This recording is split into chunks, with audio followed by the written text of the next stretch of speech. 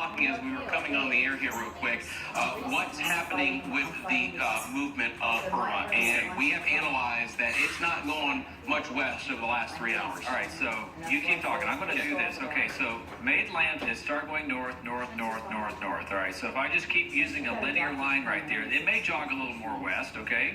Right. It may do that. It may just kind of do this sort of action through here.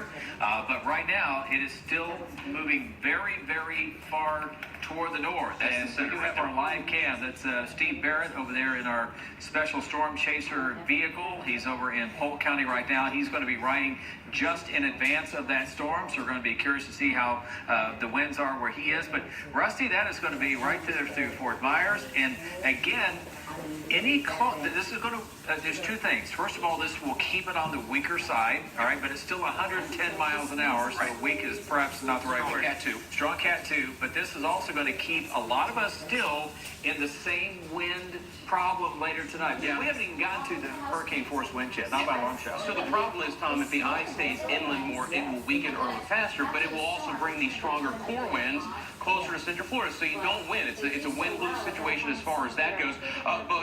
You know, let's get to this too, because this tornado warning isn't new until 6:15. It's the same train. Here comes another one rotating offshore just north of KSC there in the Merritt Island area. We've had numerous reports from Titusville, Winter Springs, Tuscaloosa, that whole core, where we've had these numerous little trains on the track analogy, these little twisters that come on shore. And this is another very large one. We've actually seen these spin up offshore.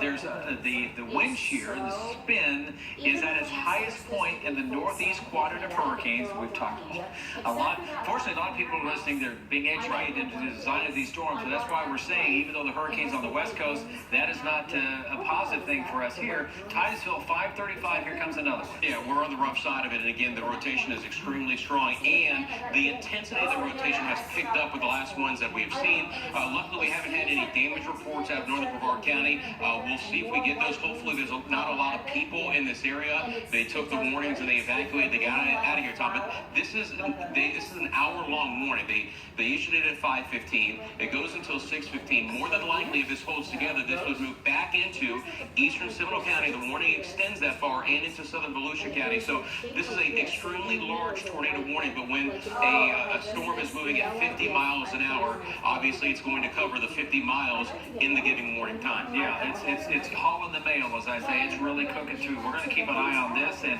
some more possible twisters well down to the south. That's going to be in rural parts of Osceola County. Christopher Heath, it is getting really windy, and this wind will probably go up by about another 20, 30 miles an hour in the next